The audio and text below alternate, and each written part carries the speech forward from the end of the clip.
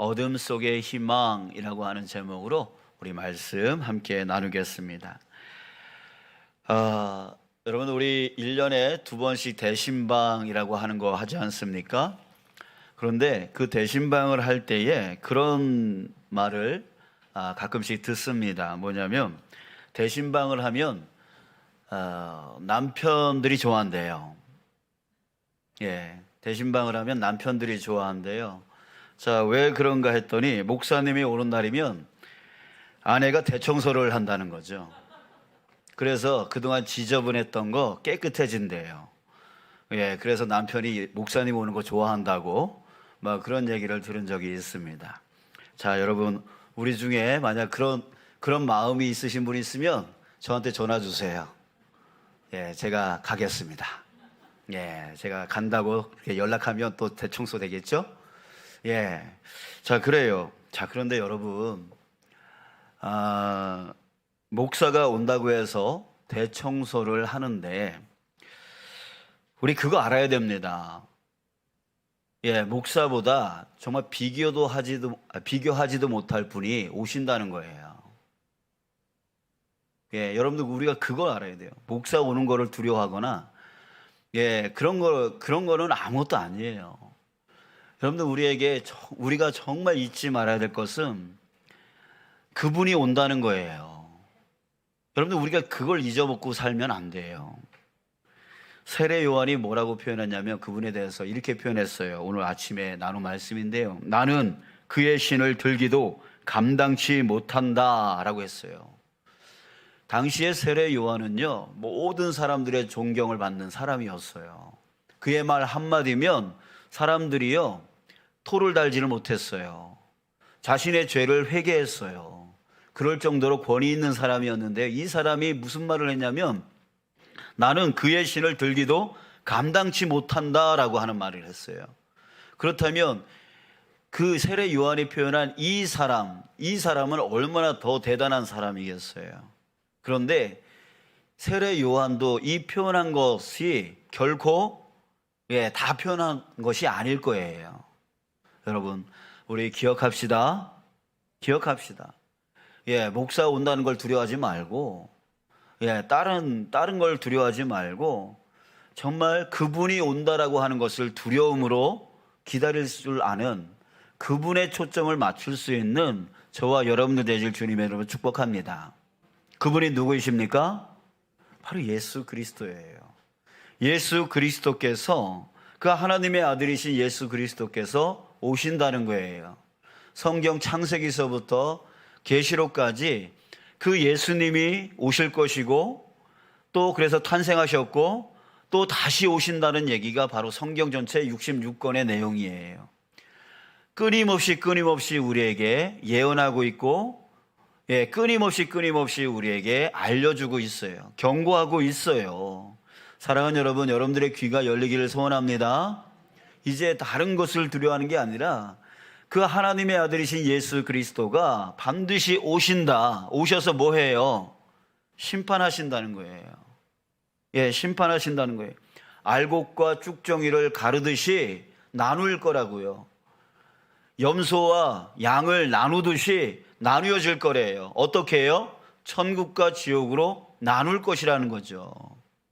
믿는 자, 기다리는 자, 그런 자는 양과 같이, 알곡과 같이 창고에 들일 것이고 하나님의 나라에 들어갈 것이고, 그러지 아니한 자는 지옥으로, 그 불구덩 속으로 들어간다라고 하는 말을 성경에서 우리에게 말해주고 있습니다. 경고해주고 있습니다. 자, 여러분, 그러기 때문에 여러분들, 우리에게 예수님 반드시 오셔서 나를 심판하실 그 분을 우리가 생각하면서 우리는 목사가 우리 집에 온대라고 하면 뭐 한다고요? 대청소한다 그랬잖아요. 그러니까 예수님이 오신대라고 하면 뭐 해야 돼요? 청소해야죠. 정리해야죠. 그날을 준비해야죠.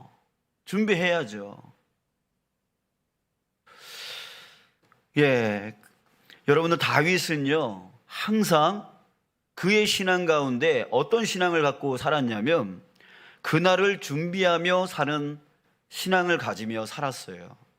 오늘 본문에서 나와요. 15절 한번 보세요. 15절.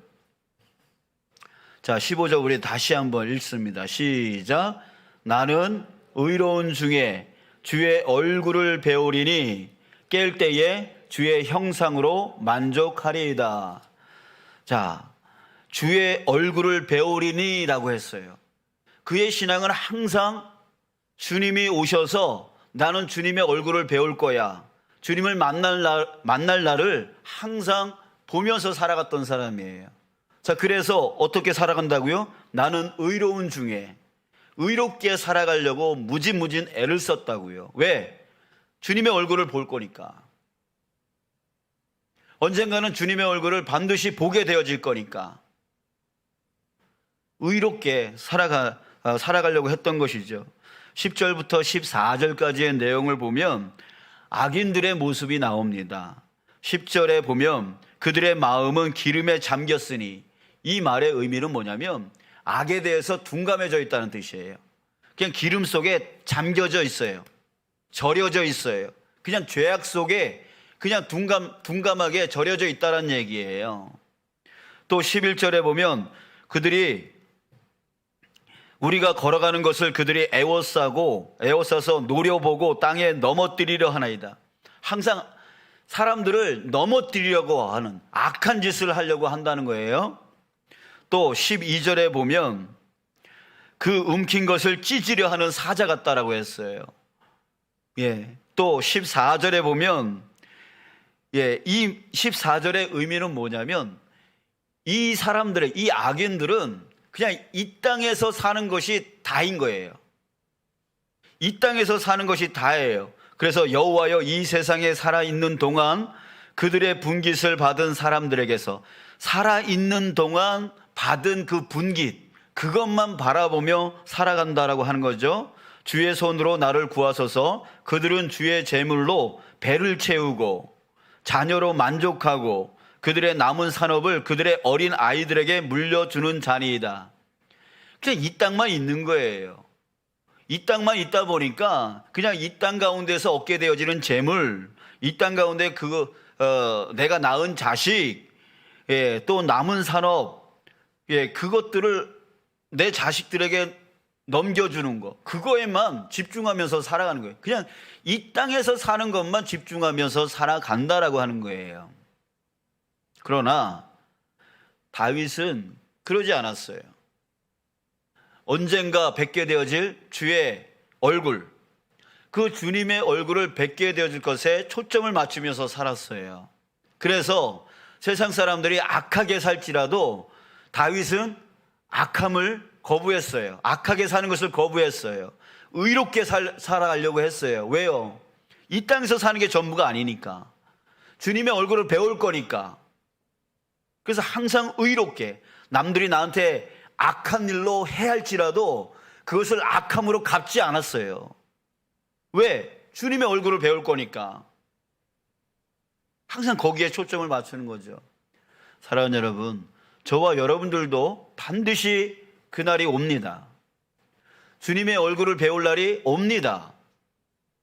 주님이 오신다 그랬으니까요. 그날 주님이 하시는 일은 바로 심판입니다. 온전히 믿으며 살아갔는지, 의롭게 살아왔는지, 아니면 믿음 없이 악함으로 살아왔는지 분명하게 심판할 겁니다. 아유, 주님, 저예요. 저희 교회 열심히 다녔잖아요. 그게 기준이 아니에요. 그게 기준이 아니라고요. 정말 그 배울 날을 기다리면서 의롭게 살아왔느냐, 주님의 뜻대로 살아왔느냐, 그것이 그 심판의 기준이 되어질 거란 말이에요. 자, 사랑하는 여러분, 다시 한번 말씀드립니다. 목사가 집에 찾아와도 대청소 하는데, 목사가 이번 화요일 날 우리 집에 온대라고 하면 월요일 화요일 대청소하고 있을 거예요. 그런 것처럼 여러분들, 우리도 예수님이 오신다라고 성경에 분명히 말씀하고 있으니까 그 날을 준비하며 삽시다. 그러기 위해서 어떻게 해야 돼요? 청소해야 돼요. 청소해야 돼요. 우리의 악한 그 죄악들을 빨리 청소해야 돼요. 더러운 것들을 청소해야 돼요. 그리고 주님이 원치 않는 그런 관계의 문제 해결해야 돼요. 빨리 해결해야 돼요. 그거를 묵혀두면 안 돼요. 그냥 지나가면 괜찮겠지, 그냥 안 보고 말지, 이렇게 지나가면 안 되는 거예요. 그날이 와서, 그날 예수님이 와서 다 심판할 거라는 거예요. 그러니까 빨리 해결해야 돼요. 그날이 오기 전에 해결해야 된다고요. 사람과의 관계의 문제, 내 악함의 문제, 그 습관의 문제, 주님이 원치 않는 그 모든 문제를 빨리 우리는 대청소할 수 있어야 돼요. 늦기 전에. 또 한 가지는 주의 형상으로 만족하리라 라고 다윗이 고백했어요. 그러니까 우리의 삶을 다른 것으로 만족하려고 하는 게 아니라 주님의 형상, 주님 한 분만으로 나는 만족해 라고 하며 고백하며 살 수 있는 그 삶을 살 수 있어야 되는 것이죠. 내게 재물이 없어도, 내게 건강이 없어도, 내게 다른 그런 것이 없어도, 남들이 있는 그런 것이 나에게 없어도 나는 주님으로 인하여 만족하리라. 그 삶, 그 믿음을 우리는 살 수 있게 되어야 된다는 거예요.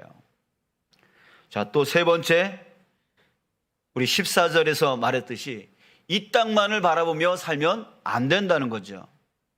이 땅에서 내가 얼마나 많이 잘 먹고 잘 살고 떵떵거리며 내 자식 잘 키워서 내 자식에게 내 재산 잘 어떻게 물려주느냐, 그게 성공이 아니라는 거죠. 거기에만 집중하는 삶이 되어지면 안 된다는 거죠. 우리의 재물은 어디다 쌓아두라고 말하고 있습니까? 땅에 쌓아두면 어떻게 돼요? 좀 먹는 데예요. 어디다 쌓아놓으래요? 하늘에 쌓아두라고 말하고 있습니다. 우리 하늘에 쌓아두는 저와 여러분들, 그런 삶이 되어지길 축복합니다. 그래서 하나님의 영광을 위해서 나의 물질도 쓰고 나의 시간도 쓰고 나의 몸도 쓰고 나의 모든 것을 써서 주님의 복음을 증거하는 그 삶에 우리가 투자해 나가야 된다는 거죠. 다시 한번 말씀드립니다. 빨리 청소하십시오. 대청소하십시오. 그날이 오늘일런지 내일일런지 언제일런지 모릅니다. 또한 우리의 생명이 오늘 끝날런지 내일 끝날런지 모릅니다. 그러니까 둘 중에 하나예요. 예수님이 언제 오시면 끝이고 내 생명이 끝나면 끝입니다. 그러니까 급한 거죠. 이게 시간이 많은 게 아니죠. 그러니까 우리 내 생명이 끝날 날이 얼마 안 남았구나라고 생각하시는 분들 있으면 더 빨리 청소하시기 바랍니다. 그리고 젊다고 해서 오래 살 거 아니잖아요. 이런 말 하면 죄송하지만 끝날 수도 있잖아요, 금방. 오는 날은 정해져 있지만 가는 날은 정해져 있지 않다는 말 있잖아요. 그러니까 저도 그렇고 여러분들도 그렇고 지금 시간이 많은 게 아닙니다. 시간이 많은 게 아니에요. 오늘이 마지막 날일 수도 있는 겁니다. 그러니까 여러분 빨리 대청소하십시오. 또 한 가지는 주님의 형상으로 만족하며 살아가는 삶으로 나아가십시오. 그리고 이 땅을 위해서만 살지 마시고 저 하늘에